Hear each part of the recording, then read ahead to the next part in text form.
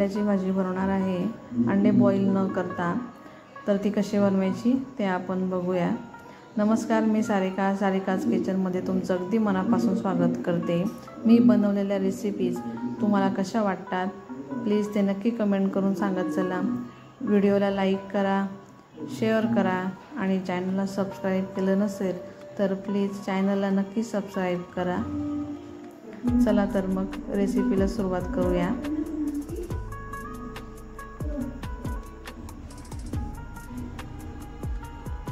तर मी इथे पॅनमध्ये अगोदर तेल टाकून घेते. त्यात मी 2 कांदे चिरून घेतले, तर त्यांना अगोदर मी फ्राय करून घेईल. त्यात टाकायचे लसूण, त्यानंतर त्यात टाकायचे आलं,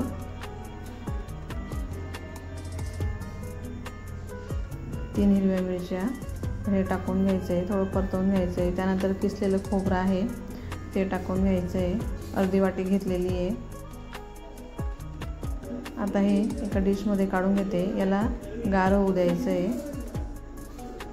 आता हे गार झाले, त्याला आता मिक्सरमध्ये बारीक करून घेणार आहे. त्यावर थोडी कोथिंबीर टाकून घेईल आणि बारीक करून घेईल. आता हे छान बारीक करून झालेलं आहे. तर मी परत त्याच पॅनमध्ये 3 ते 4 चमचे तेल टाकून घेणार आहे. त्यात टाकणारे मिरे, लवंग, दालचिनी आणि बारीक केलेला मसाला टाकून घ्यायचा आहे. मसाला छान परतवून घ्यायचा आहे. तेल सुटेपर्यंत सगळा कच्चापणा निघून जाईल. आता मसाला छान तळून झाला आहे. तर त्यात टाकेल आता मिरची, लाल मिरची पावडर, काश्मीरी मिरची पावडर,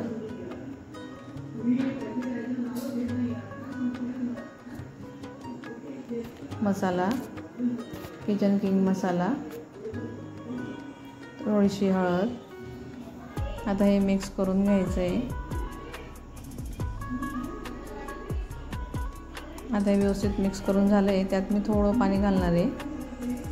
थोडं पाणी घालून परत एकदा परतवून घेईल. त्याला छान तेल सुटू देईल मसाल्याला. आता तुम्हाला जेवढी भाजी हवी तेवढं तुम्ही पाणी टाकून घ्यायचं आहे. आता हे व्यवस्थित मिक्स करून घेईल. आता त्यात टाकणार आहे साय. ही दुधावरची ताजी साय आहे, ते टाकून घेईल. सायने चव खूप छान येते. साय टाकून घेते.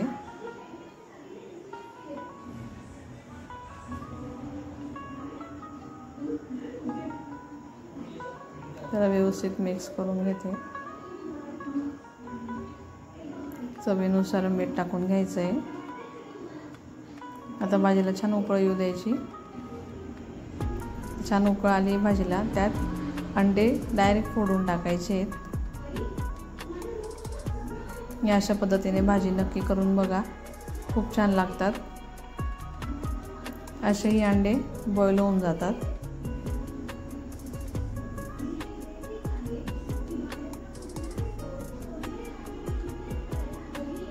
मी ते 5 अंडे फोडून घेतलेत. आता याला मी 5 मिनटं झाकून ठेवेल. त्यावर आता टाकून घेणार आहे कसुरी मेथी. परत एकदा झाकून देईल.